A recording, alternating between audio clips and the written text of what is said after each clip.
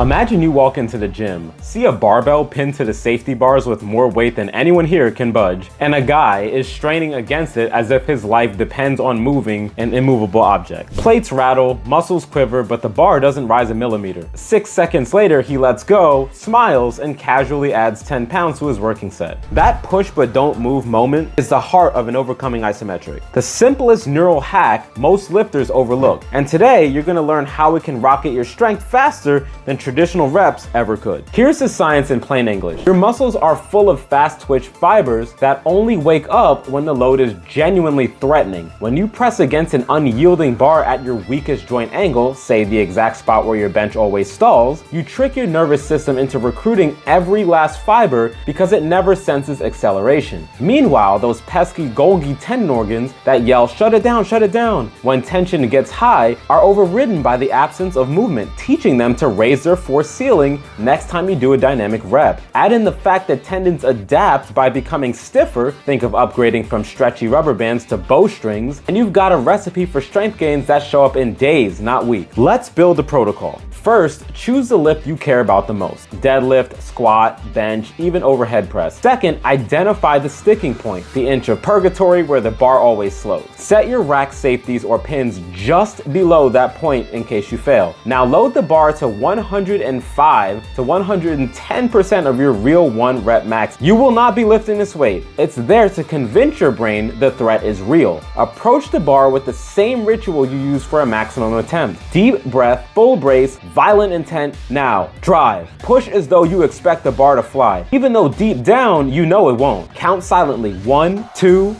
3, 4, 5, 6, release. Rest for 2 minutes. Repeat this 2 more times. That's it. This entire neural upgrade takes less than 10 minutes, and that's including the setup. Where did these ISO pushes fit into your week? If maximal strength is the goal, do them early, before your heaviest working sets. Central nervous system's priming effect will make the actual bar feel mysteriously lighter. If you're chasing hypertrophy and want to keep soreness low, drop them at the very end as a finisher or sprinkle them on a separate day as a micro session. Because joints don't move, recovery demands are tiny. Most lifters can handle 3 or even 4 of these sessions per week without threatening their elbows, knees, or lower back. Proof sells better than physiology, so let's roll my own clip. About 3 weeks ago, I was safely pushing about 365, but I wanted to use this technique to get to 405 pounds for my barbell squat, and I don't mean just parallel, I mean below. I ran the 6-second isometric protocol. Now, just to be transparent, I did not use the power rack. I used the Isomax here, which has the same effect with significantly less setup. 3 sessions per week, always at the part where I struggled, which was at the bottom third of the squat where I'm usually grinding. 14 days later, I hit it. 405 for the single, and I felt sturdy as all hell. Same body weight, no added volume, and noticeably less quad soreness. It's funny because friends asked if I found the secret steroid stash, and I told them it was the laziest upgrade on earth, fighting a bar or strap that refuses to move. Now, before you rush off to try it, here's a couple of pro tips. Brace like you're about to take a punch. Sloppy cores bleed force and turn 6-second pushes into spine-bending circus tricks. Please, squad, brace your core. Use a timer, not 1 Mississippi, because the last 2 seconds are where neural magic happens, and most lifters bail early. Film your first attempt. People think nothing is happening, but slow motion reveals every muscle fiber lighting up like holiday lights, and that visual feedback locks the habit in place. So here's your challenge. For the next 14 days, add 3 sets of 6-second overcoming isometrics to 1 compound lift of your choice. Keep every other variable, volume, intensity, nutrition, exactly the same, just like I did. Then post your before and after numbers in the comments. I'll send my 2-week tracking spreadsheet to the first 10 who type in ISO and pick 1 lucky lifter for a free video form check on stream. 6 seconds of unmoving agony, 2 weeks of undeniable progress. That sounds like a trade up to me. Don't just move the weight, overpower it before it even leaves the rack.